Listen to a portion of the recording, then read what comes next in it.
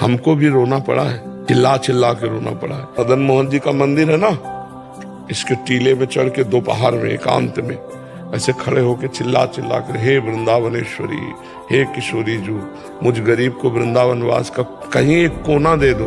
फिर ऐसा लगा कि अब काशी जाना पड़ेगा। जो ही उतरे तो एक इतनी बड़ी लाली जो है हमारा ऐसे अचला पकड़ के घूमने लगी, जाए वो बाबा जाए वो। तो हमें लगा यहाँ किसी गोस्वामी परिकर की बच्ची होगी, बड़ी सुंदर थी, हम अपने भाव में थे। तो जो ही 100 कदम आगे चले सो एकदम आया, जाएगो को मतलब क्या। हम तो ऊपर रो के सोच रहे थे कि चलो काशी चलते हैं, वृंदावन में ठौर नहीं है।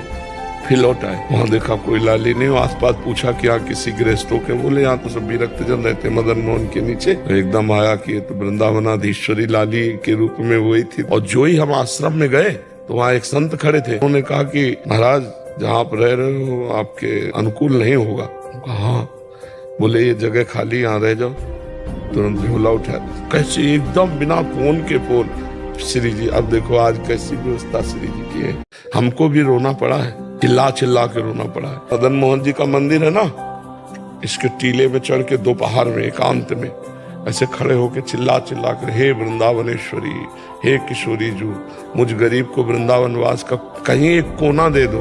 फिर ऐसा लगा कि अब काशी जाना पड़ेगा। जो ही उतरे तो एक इतनी बड़ी लाली जो है हमारा ऐसे अचला पकड़ के घूमने लगी, जाए वो बाबा जाए वो। तो हमें लगा यहाँ किसी गोस्वामी परिकर की बच्ची होगी, बड़ी सुंदर थी, हम अपने भाव में थे। तो जो ही 100 कदम आगे चले सो एकदम आया, जाए को मतलब क्या। हम तो ऊपर रो के सोच रहे थे कि चलो काशी चलते हैं, वृंदावन में ठौर नहीं है।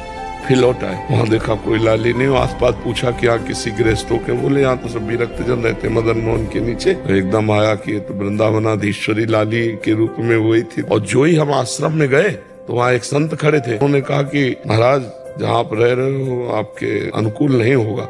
हाँ, बोले ये जगह खाली, यहाँ रह जाओ। तुरंत झोला उठा, कैसे एकदम बिना फोन के फोन, श्री जी अब देखो आज कैसी व्यवस्था श्री जी की है।